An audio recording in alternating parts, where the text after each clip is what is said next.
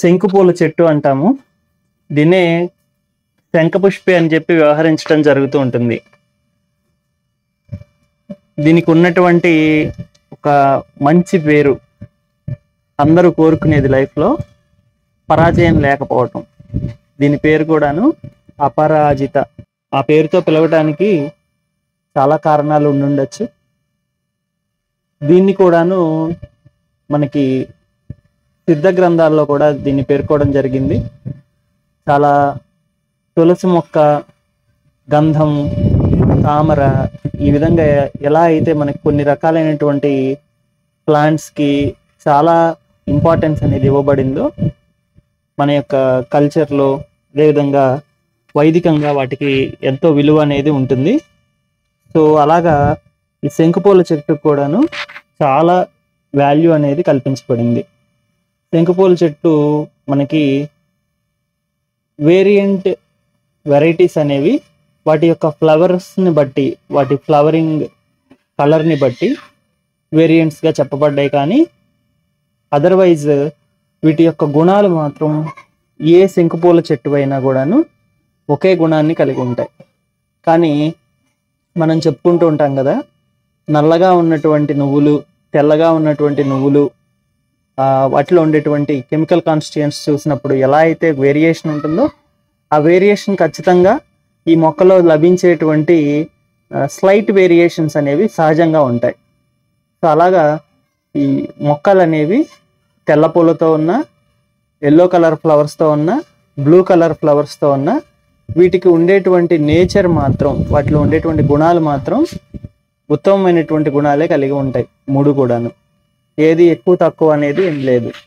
అయితే వీటిల్లో ప్రధానంగా మనకి శరీరానికి కలిగించేటువంటి ముఖ్యమైనటువంటి లాభాలు అనేవి చూసినట్లయితే ఇది ఒక మంచి యాంటీటాక్సిక్గా పనిచేస్తుంది. యాంటీటాక్సిక్ ఎట్ వాట్ లెవెల్ అంటే మనకి టాక్సిన్స్ అనేవి చాలా రకాలుగా ఉంటూ ఉంటాయి. మీరు సమ్మోహనాస్త్రం అని చెప్పి వినుంటారు. అంటే మనిషిని మోహింప చేసేటువంటి లక్షణం దానికి ఉంటుంది, అంటే భ్రమని కలిగిస్తూ ఉంటుంది. ఆ విధంగా మన బ్రెయిన్ని మాయగా కూర్చేటువంటి కొన్ని మ్యాజిక్స్ కానివ్వండి, కొన్ని రకాలైనటువంటి ట్రిక్స్ ఏవైతే ఉంటాయో అటువంటి వాటి నుంచి ప్రొటెక్ట్ చేయగలిగినటువంటి నేచర్ ఈ శంఖపుష్పిలో ఉంటుంది. దీన్ని మేధ్య రసాయనాల్లో కూడాను మనం చూడటం జరుగుతూ ఉంటుంది.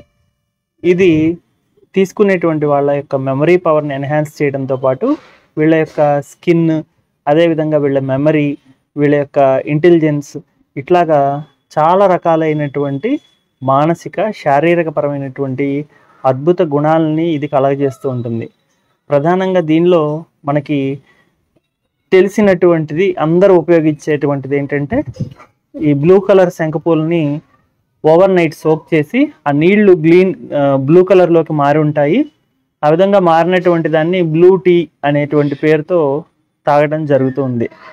ఇక రిమైనింగ్గా మెడిసినల్గా దీన్ని ఎలా వాడుకోవచ్చు అనే దాని గురించి అవగాహన అనేది చాలా తక్కువ మందికే ఉంటుంది, అసలు లేకపోవచ్చు.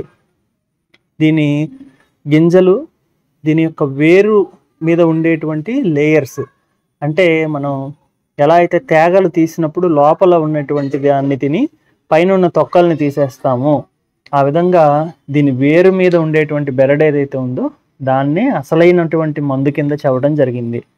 సో దానిలోనే మనకి బ్రెయిన్కి కావాల్సినటువంటి పోషకాలు అందించేటువంటి తత్వం అనేది ఉంటుంది. దాన్ని కషాయం రూపంలోను, అదేవిధంగా సిరప్స్ రూపంలో బయట మనకి శంఖపుష్పి సిరప్ అని ఇట్లా లభిస్తూ ఉంటాయి. వాటిల్లో ఇది ప్రధానమైనటువంటి ఇంగ్రీడియంట్ కింద ఉంటుంది. సో సరస్వతారిష్టం అని ఇలా తయారు చేసేటువంటివి మేధ్య రసాయనాలుగా ఉండేటువంటి వాటి అన్నిట్లోనూ ఇది వన్ ఆఫ్ ద ఇంగ్రీడియంట్ కింద ఉంటుంది. దీని యొక్క గింజల గురించి నేను చాలాసార్లు క్లాస్లో చెప్పాను. ఒక సిద్ధ గ్రంథంలో చెప్పబడింది. చాలా రహస్యమైనటువంటి ఒక రెసిపీ, చాలా ఈజీగా చేసుకోవచ్చు. ప్రధానంగా దీని గింజని మనం ఒక దాన్ని తీసుకుని డిస్టిల్ వాటర్ కానీ, ఆర్ఓ వాటర్ కానీ, శుద్ధమైనటువంటి జలం, కాచి చల్లార్చిన నీళ్లు, వడగట్టినటువంటి నీళ్లు, ఎటువంటి పార్టికులేట్స్ కానీ, బాగా హార్డ్నెస్ లేనటువంటి వాటర్ అయి ఉండాలి. సో అటువంటి జలాన్ని మనం తీసుకుని ఒక గింజని పొడి చేసి ఆ పొడిని ఈ వాటర్తో మిక్స్ చేసి కాటన్ బాల్తో కానీ టిష్యూతో కానీ దాన్ని వేరు చేసుకోవాలి, ఎటువంటి పార్టికల్స్ అనేవి రాకుండా. ఆ వాటర్ని తీసుకుని దాన్ని ఒక 2 చుక్కలు, ఎవరికైతే సివియర్గా తలనొప్పి అనేది వస్తూ ఉంటుందో, అది మైగ్రేన్ కావచ్చు, శంకకం అంటే ట్రైజెమినల్ న్యూరాలజియా, తర్వాత సెంట్రల్ హెడేక్, తర్వాత మనకి ఐ సైట్ వల్ల వచ్చేటువంటిది, ఈ విధంగా రకరకాలైనటువంటి శిరస్సులు అనేవి ఉన్నాయి. శిరస్సుల ఏదైనా కానీ ఇది నరాలకి, బ్రెయిన్కి, అదేవిధంగా పెయిన్కి చాలా రకాలుగా కంట్రోల్ చేయగలిగినటువంటి నేచర్ని కలిగి ఉంటుంది. విశేషం ఏంటంటే దీన్ని మాటికి రోజు వేసుకోవాల్సిన పని లేకుండా ఒక సింగిల్ యూజ్లోనే కొన్ని నెలల పాటు నొప్పిని తట్టుకునే విధంగా కానీ తగ్గించేటువంటి విధంగా కానీ ఇది బాగా ఉపయోగపడుతూ ఉంటుంది. శాశ్వతమైన పరిష్కారం అని అనటానికి లేదు, కానీ ఒక మెడిసిన్ లాగా మనకు ఎలా అయితే జ్వరాలు వచ్చిపోతూ ఉంటాయో మనం పారాసెటమాల్ ఎలా వాడుతూ ఉంటామో అదే విధానంలో ఈ శంఖపూల యొక్క గింజల పౌడర్ని మనం నాజల్ డ్రాప్స్ కింద ఇన్స్టాల్ చేసుకున్నట్లయితే, ముక్కులో డ్రాప్స్ కింద వేసుకున్నట్లయితే మనకు వచ్చేటువంటి ఈ సివియర్ హెడేక్స్ నుంచి మనం బయటపడవచ్చు. This is all about today's herbal tour.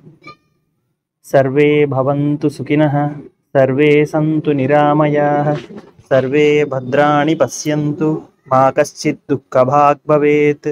Om Shanti Shanti Shanti.